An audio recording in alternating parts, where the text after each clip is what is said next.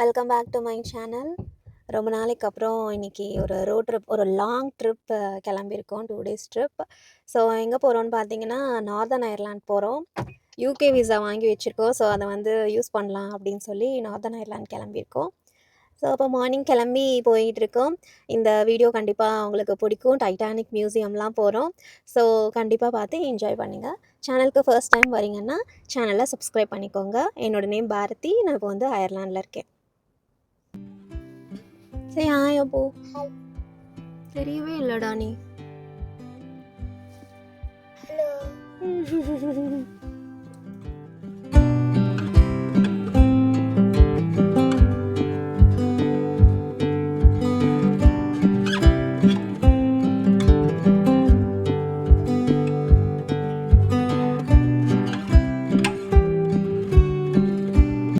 First இப்போ வந்து நான் சொன்ன மாதிரி டைட்டானிக் மியூசியம் தான் போய் சுற்றி பார்க்க போகிறோம். அண்ட் நான் ஆல்ரெடி இது வந்து ஷார்ட்ஸில் சொல்லியிருக்கேன். ஒருவேளை ஷார்ட்ஸ் பார்க்காதவங்களுக்கு தெரிஞ்சுக்கலாம்.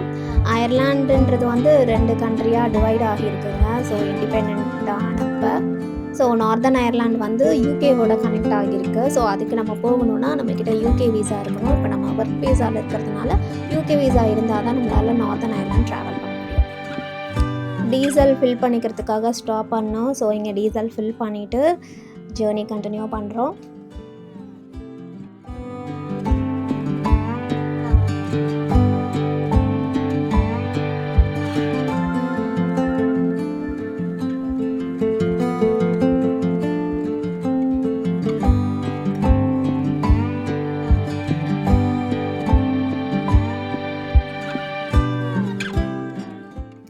எவ்வளோ பியூட்டிஃபுல்லாக இருக்குது இல்லைங்க வியூ. ஸோ இந்த லேண்ட்ஸ்கேப் வந்து மாறிக்கிட்டே இருக்கும் போக போக. இங்கே வந்து ரொம்ப பிடிச்சதே அதுதான். அண்டு பிரேக்ஃபாஸ்ட் முடிச்சிடலான்னு ஒரு இடத்துல ஸ்டாப் பண்ணியாச்சு. இங்கெல்லாம் சில பெட்ரோல் பங்க்லேயே வந்து இந்த லாண்ட்ரி சர்வீஸ்லாம் இருக்கும். ஸோ தேவைப்படுறவங்க யூஸ் பண்ணிப்பாங்க. எப்படி இருக்குது பாருங்கள் இந்த வியூ. எவ்வளோ அழகாக இருக்குது வீடு இங்கேருந்து பார்க்குறதுக்கு.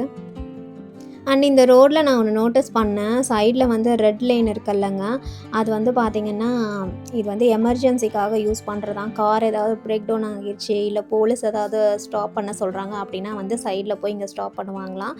மிச்சப்படி நம்ம வந்து அந்த லைனை யூஸ் பண்ணக்கூடாதான். ஸோ எமர்ஜென்சியாக தேவைப்படுறவங்க மட்டும்தான் அதை யூஸ் பண்ணணுமா. ஸோ பெல்ஃபாஸ்ட்குள்ளே வந்தாச்சு.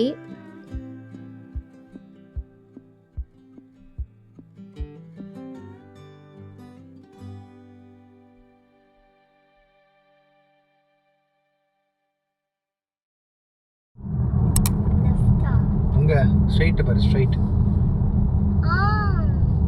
How is that? செம்மையா இருக்குப்பா.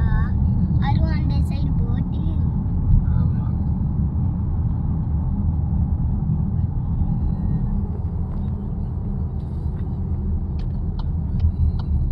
Welcome to Titanic museum Belfast. வந்தாச்சுங்க. ஸோ உள்ளே போய் சுற்றி பார்க்கலாம். இது வந்து இந்த பில்டிங் டிசைனே பார்த்தீங்கன்னா ஃப்ரண்ட் சைடு ஃபுல்லாகவே அந்த போட்டோட ஃப்ரண்ட் சைடு மாதிரியே டிசைன் பண்ணியிருக்காங்க.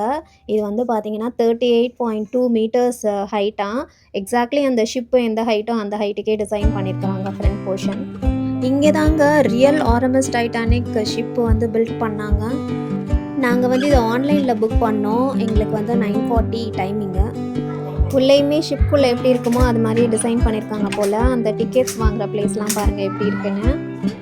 அண்ட் விசிட்டர் சர்வீஸ்னு ஒரு ஏரியா இருக்குது. இங்கே வந்து டைட்டானிக் ஸ்டோர் இருந்தது. ஸோ நம்ம வந்து இப்போ மியூசியம்குள்ளே போகிறோம்.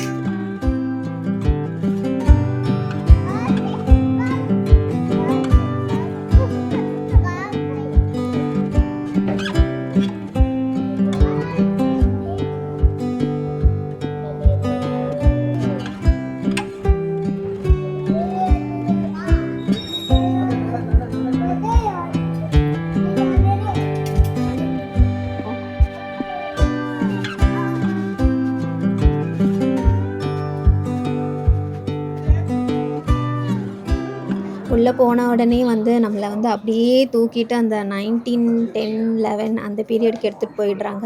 ஸோ ஸ்க்ரீன் ஃபுல்லாக அப்படியே பீப்புள் வந்து நடந்து போகிற மாதிரி செட் பண்ணியிருக்காங்க.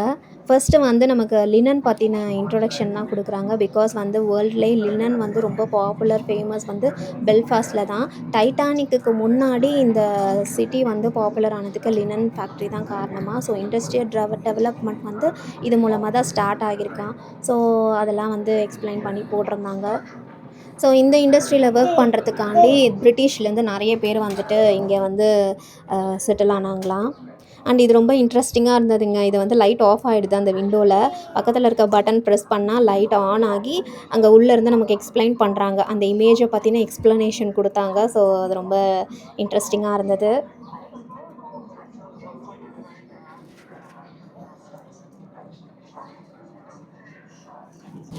ஓகே, ஃப்ளாக் சீட்ஸ்லேருந்து தான் லினன் எடுக்கிறாங்க போல்.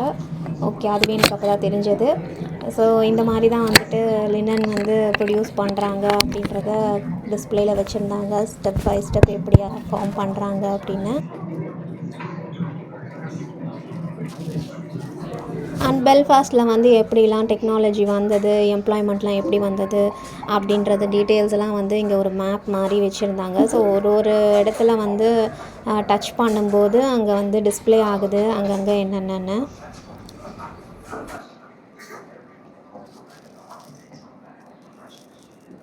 ஸோ இதுக்கப்புறம் வந்து டைட்டானிக் ஷிப் பற்றி ஸ்டார்ட் ஆகிடுச்சு. எப்படி ஸ்டார்ட் பண்ணாங்க, பில்ட் பண்ணாங்க அப்படின்ற ஸ்டோரியெல்லாம்.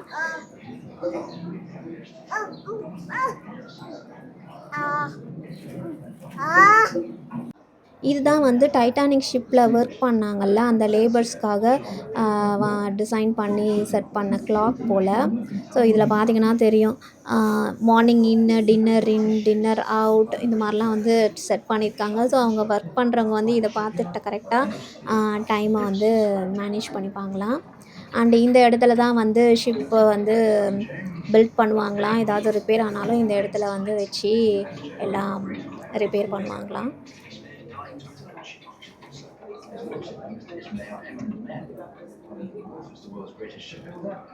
நெக்ஸ்ட்டு இதுவுமே வந்து கொஞ்சம் இன்ட்ரெஸ்டிங்காக இருந்ததுங்க.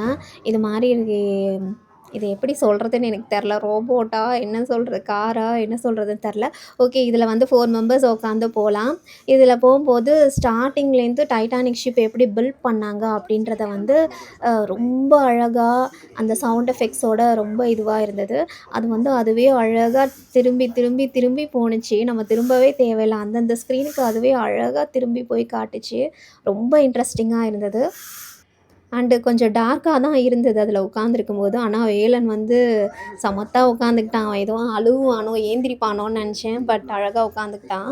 ஒரு ரைடு மாதிரி தான் ஃபீல் ஆனது, slow ride. And there'd be lots of injuries besides. I was in the engine works for a while.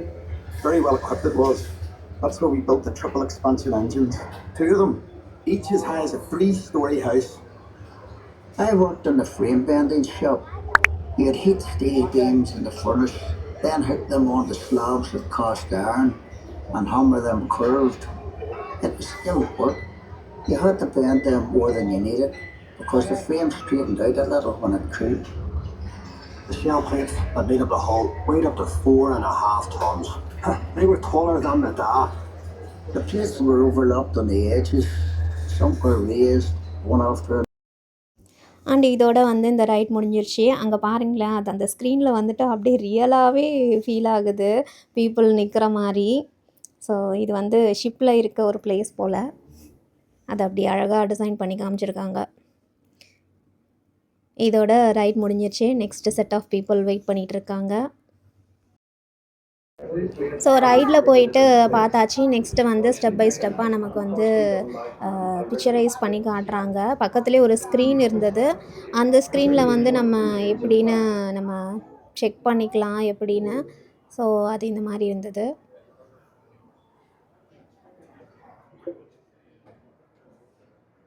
The deck beams were made steel, which were then plated over to form the decks. The exterior decks were clad in yellow pine and caulked so they remained waterproof.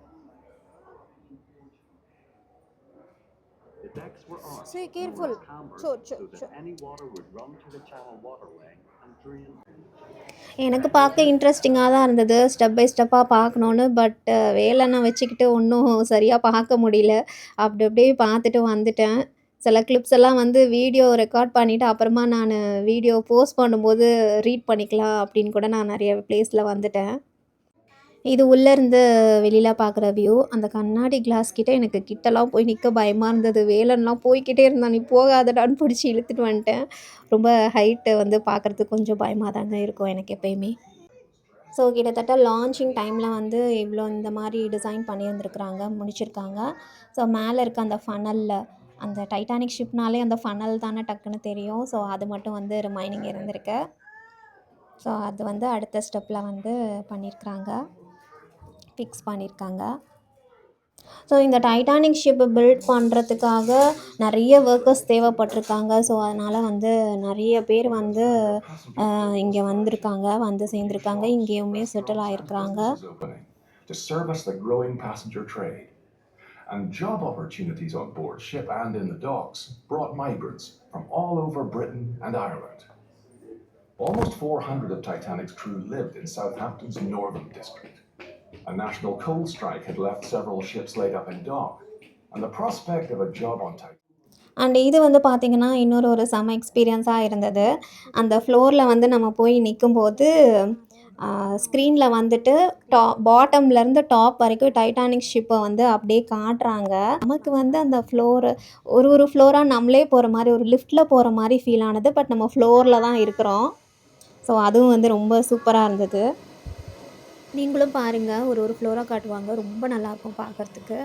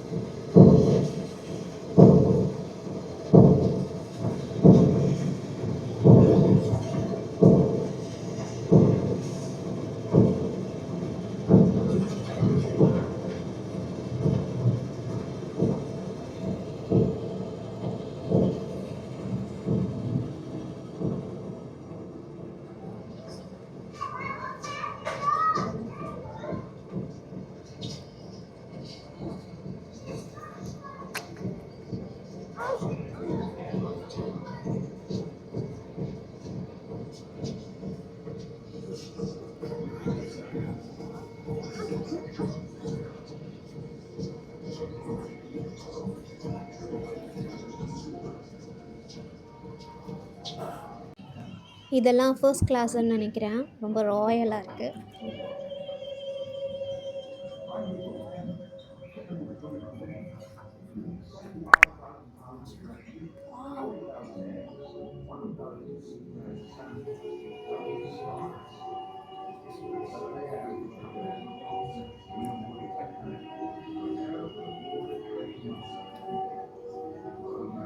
Mukku, how do you feel?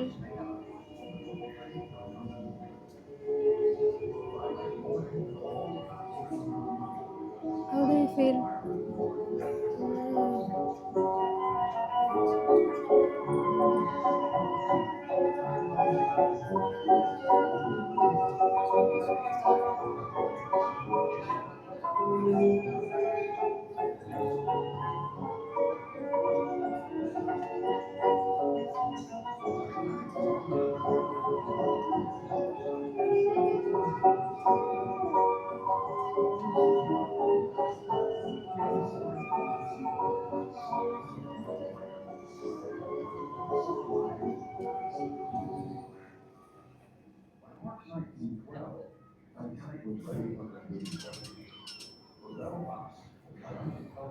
And finally இதான் ஷிப்போட டாப்புக்கு வந்தாச்சு.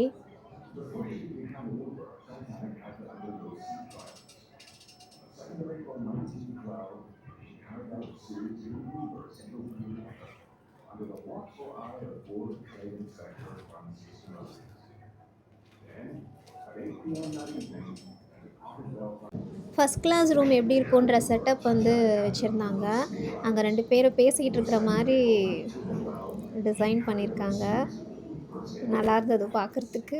Watchful eye of Board Trade Inspector Francis Murphy.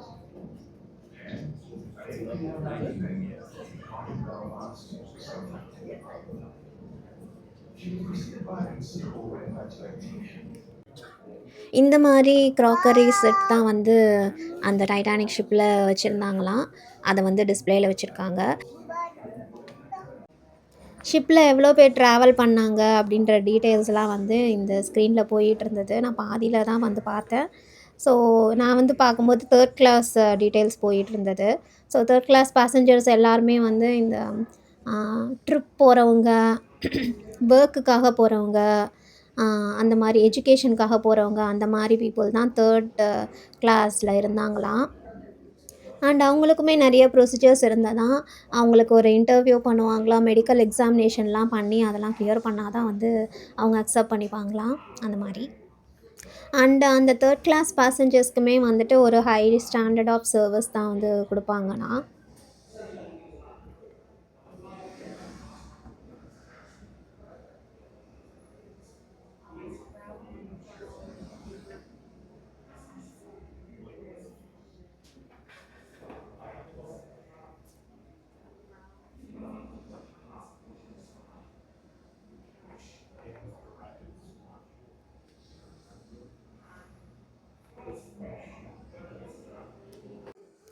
இது வந்து ஷிப்குள்ளே இருக்க இந்த catering பீப்புள்னு நினைக்கிறேன்.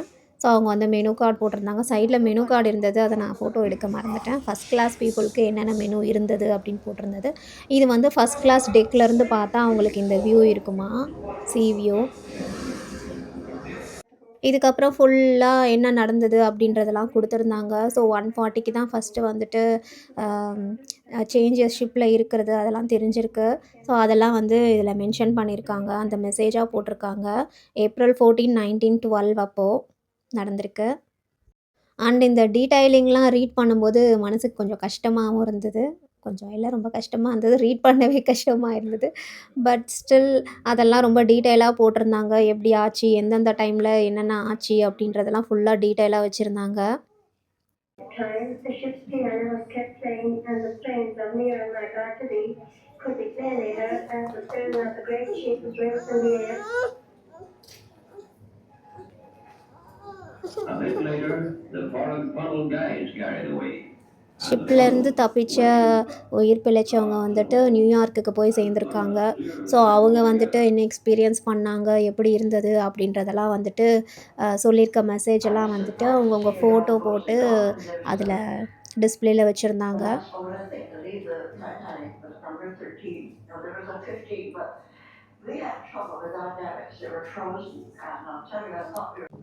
அந்த போட்டில் travel பண்ண அவ்வளோ பேரில் வந்துட்டு ஒரு 12 லைஃப் ஜாக்கெட் தான் வந்துட்டு இவங்களுக்கு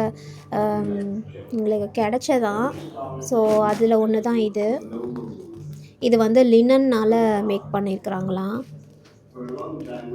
அண்டு ஃபைனலாக வந்து எவ்வளோ பேர் ட்ராவல் பண்ணவங்க லிஸ்ட்டு, இறந்து போனவங்க லிஸ்ட்டு, அது எல்லாரோட நேமும் இதில் வந்து டிஸ்பிளே ஆகிருந்தது. 713 பேர் தான் தப்பிச்சிருக்கிறாங்க. ஸோ ஏகப்பட்ட பேர் இறந்துருக்குறாங்க. ஸோ இந்த மாதிரி வந்து எல்லோரும் உயிர் பிழைச்சி வந்ததுக்கப்புறமா நிறைய பேர் வந்து கொஸ்டின் கேட்க ஆரம்பிச்சிட்டாங்க. கிட்டத்தட்ட அவங்கக்கிட்ட வந்து ஒரு 25,000 கொஸ்டின்ஸ் இருந்ததான். எப்படி இந்த மாதிரி நடந்திருக்கு, என்ன ரீசன் அப்படின்றதே ஒரு 25,000 கொஸ்டின்ஸ் வந்து அவங்க எடுத்து வச்சுருந்தாங்களாம். மெயினான சில விஷயங்கள் வந்து இங்கே டிஸ்பிளேல வச்சுருந்தாங்க ஸ்டெப் பை ஸ்டெப்பாக. பார்த்திங்கன்னா ஷிப்புக்கு முக்கியமான பைனாகுலரே இல்லையாமா. பெல்ஃபாஸ்ட்லேருந்து கிளம்புன ஷிப் வந்து இன்னொரு பிளேஸ்க்கு போயிருக்கு. அங்கே வந்து க்ரூ மெம்பர்ஸ் மாறி இருக்காங்க. அப்போ பைனாகுலர் வந்து எடுத்துருக்குறாங்க, அதை ரீப்ளேஸ் பண்ண மறந்துட்டாங்களாம். ஸோ அவங்க வெறும் கண்ணுலேயே தான் பார்த்துருக்குறாங்க. நெக்ஸ்ட்டு வந்து பார்த்திங்கன்னா ஐஸ் வார்னிங். அந்த ஷிப்ல அந்த டைம்ல இருந்த லேட்டஸ்ட் கம்யூனிகேஷன் டெக்னாலஜி இருந்தாலும், எமர்ஜென்சி கம்யூனிகேஷன் பண்ற மாரி எதுவும் இல்லையாம். பேசஞ்சர்ஸ்க்கு மெசேஜ் அனுப்புற மாரியான கம்யூனிகேஷன் சிஸ்டம் தான் இருந்திருக்கு. அதுவுமே ஃபர்ஸ்ட் கிளாஸ் பேசஞ்சர்ஸ்க்கு தான் இருந்திருக்கு. நெக்ஸ்ட்டு பார்த்தீங்கன்னா, ஸ்பீடு. கேப்டன் வந்து ஷிப்போட ஸ்பீட வந்து கம்மி பண்ணாமலே இருந்திருக்கிறாரு.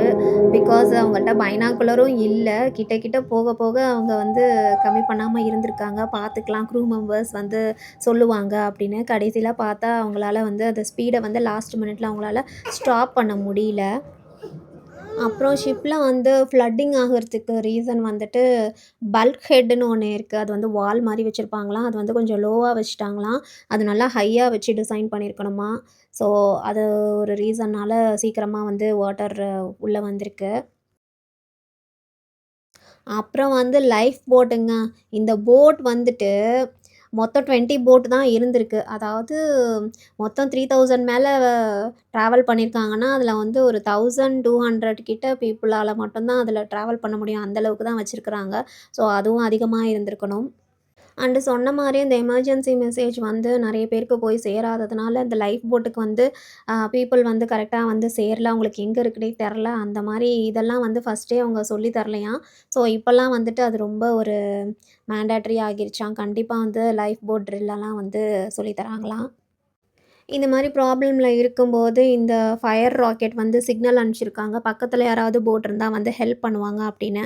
ஸோ ரொம்ப நியரஸ்ட்டா இருந்த அந்த கலிஃபோர்னியா ஷிப்ல இருந்தவரு வந்து அன்னைக்கின்னு பார்த்து தூங்கிட்டாராம். ஸோ நேரம் பாருங்க எப்படிலாம் இருந்திருக்குன்னு. அதுக்கப்புறம் டைட்டானிக் ஷிப் மூழ்குனதுக்கு அப்புறமா அவங்களால கண்டுபிடிக்க முடியலையாம். அதுக்கு லேக் ஆஃப் ஃபண்டும் வந்து அவங்களால கரெக்ட்டா இது பண்ண முடியலையாம். தேடி கண்டுபிடிக்கிறதுக்கு அப்படியே விட்டுட்டாங்க போல. அதுக்கப்புறம் ராபர்ட் பல்லர்ட் அப்படின்ற ஒருத்தர் தான் வந்து இந்த டைட்டானிக் ஷிப் எங்கே இருக்குன்றத கண்டுபிடிச்சிருக்காரு. அவர் என்னன்னு பார்த்தீங்கன்னா, சின்ன வயசுல வந்து ஒரு டிஸ்னி மூவி பார்த்துருக்காரு. அதுலேருந்து வந்து அவருக்கு கேப்டன் ஆகணும் அப்படின்ற ஒரு ஆசை வந்துருச்சு. அண்ட் அவருக்கு வந்து டிஸ்லெக்ஸியா அப்படின்ற ஒரு ப்ராப்ளம் இருந்திருக்கு. அது என்னன்னா வந்து லேக் ஆஃப் கான்சன்ட்ரேஷன் அண்ட் எதையுமே ப்ராசஸ் பண்ண முடியாதாம். லெட்டர்ஸ்லலாம் ரொம்ப கன்ஃப்யூஸ் ஆகுமா. எது பி, எது கியூ அந்த மாரிலாம். ஸோ அந்த மாதிரியான டிஃபிகல்ட்டீஸ்லாம் இருந்து பட் அவர் வந்து அவரோட இத ட்ரீமை வந்து அச்சீவ் பண்ணி ஆகி வந்திருக்காரு. இவர் வந்து நேவில ஒர்க் பண்ணியிருக்காரு யுஎஸ்ல. அப்போ வந்து இவர் கேட்டிருக்காரு, இது மாரி நம்ம டைட்டானிக் சர்ச் பண்ணுறதுக்கு ஃபண்ட் பண்ண முடியுமா அப்படின்னு கேட்டிருந்தப்ப, அவங்க வந்து சொல்லியிருந்திருக்காங்க, நீ வேணா வந்து நம்மளோட நியூக்ளியர் சப்மரின் வந்து அத வந்து நீ தேடி கண்டுபிடி. ரிமைனிங் டைம்ல வேணா நீ டைட்டானிக்க சர்ச் பண்ணு அப்படின்னு சொல்லியிருக்காங்க. ஸோ அவர் அந்த மாரி தேடி கண்டுபிடிச்சுட்டு ரிமைனிங் ஒரு 12 டேஸ் தான் இருந்திருக்கு. அதில தான் இத டைட்டானிக்க சர்ச் பண்ணுறதுக்கு அவரு பண்ணியிருக்காரு. ஆக்சுவலா ஃப்ரெஞ்ச் டீம் தான் வந்து இத கண்டுபிடிக்கணுமா. ஸோ அவங்களோட டீம் அப் ஆகி இவரும் தேடியிருக்காரு. அவங்க ஆல்ரெடி 60 டேஸ் தேடி கிடைக்கல. இவரு ஜாயின் பண்ணதுக்கப்புறமா கிடைச்சிருக்கு. எப்படின்னு பாருங்களேன். சூப்பரா இருக்கும் அந்த சீன்.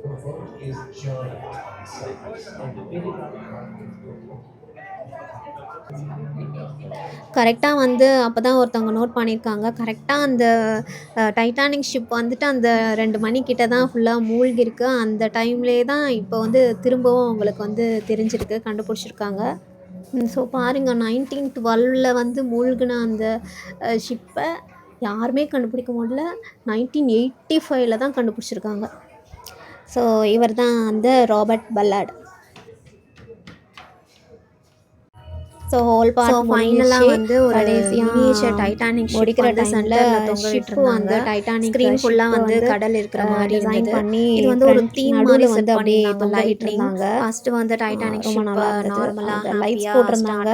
அது ஒரு மாதிரி ஹாப்பியா இருக்கிற மாதிரி.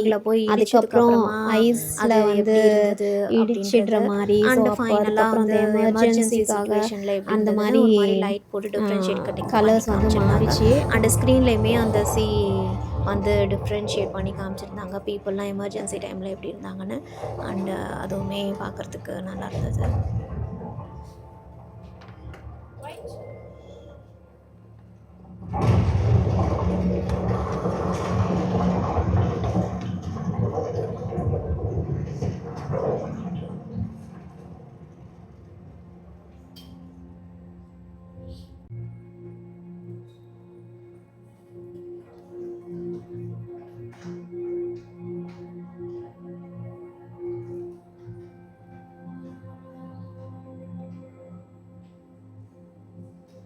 வேர்ல்ட்லேயே ஃபஸ்ட்டு ஒரு லார்ஜஸ்ட்டு ஷிப்பாக டிசைன் பண்ணி அதை ஃபஸ்ட்டு டைம் போகும்போதே அது அப்படியே மூழ்கி அதில் ஆயிரக்கணக்கான மக்களோட உயிர் போயிருக்கு.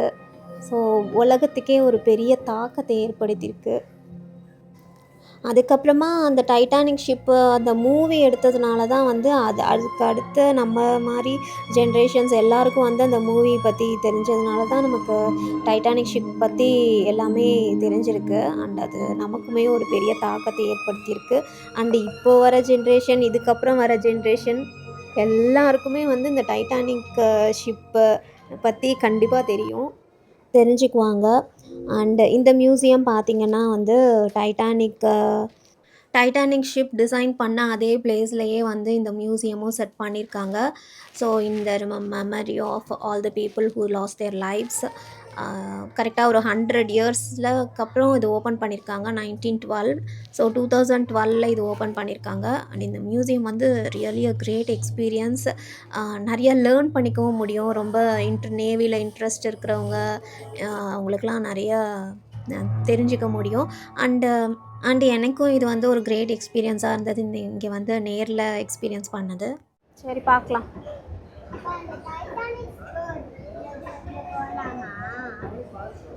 அப்படியே டைட்டானிக் ஸ்டோருக்கு போனோம். என்ன இருக்குதுன்னு சுற்றி பார்க்கலான்னு. தெரியும் நமக்கு இந்த போட்டு அதெல்லாம் தான் வச்சுருப்பாங்க ஃப்ரிட்ஜ் மேக்னெட்னு. அப்போ பார்க்கணுன்னு ஆசைப்பட்டான். அண்ட் வேலன் பார்த்திங்கன்னா லாஸ்ட்டு ஒரு 15 மினிட்ஸ்லாம் ரொம்ப அடம் பண்ண ஆரம்பிச்சிட்டான். அவங்க அப்புறம் சீக்கிரமாகவே வெளில வந்துட்டாங்க. நான் கொஞ்சம் அதெல்லாம் வீடியோ எடுத்துகிட்டு தான் வெளில வந்தேன். இங்கே பார்த்தீங்களா டைட்டானிக் ரோஸ் போட்டிருந்த அந்த நெக்லஸ் பெண்டன்ட்டு சூப்பராக இருக்குல்ல. அதுக்கப்புறம் நிறையா இருந்ததுங்க. எனக்கு இது ரொம்ப பிடிச்சிருந்தது. ஆனால் அப்பு வந்து ஒரு போட் ஷேப்பில் சின்னதாக ஒன்று இருந்தது. இதுதான் வேணும்னா சரி ஓகே வாங்கிக்கோடான்னு வாங்கி கொடுத்தாச்சு. ஃப்ரிட்ஜ் மேக்னெட் வாங்கியிருக்கலாம் அதுக்கு அப்படின்னு நான் யோசித்தேன். நிறையா கீ செயின்ஸ் இருந்தது. அப்புறம் கிளாஸ் கூட இருந்தது, கிளாஸ் மக் மாதிரி. ஸோ எல்லாமே ஒரு மார்க்கெட்டிங் தானே. இது வந்து பார்த்திங்கன்னா இந்த லைட்டர்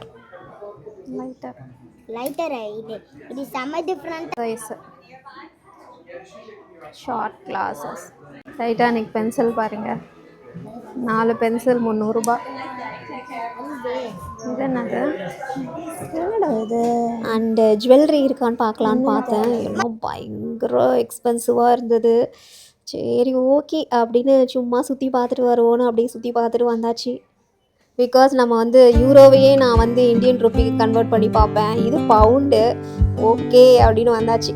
இந்த வீடியோவே ரொம்ப லென்த்தியாக போயிடுச்சுங்க. ஸோ அதனால் நெக்ஸ்ட்டு வீடியோவாக வந்து நெக்ஸ்ட் எங்கெல்லாம் போனோம் அப்படின்றத நான் போஸ்ட் பண்ணுறேன்.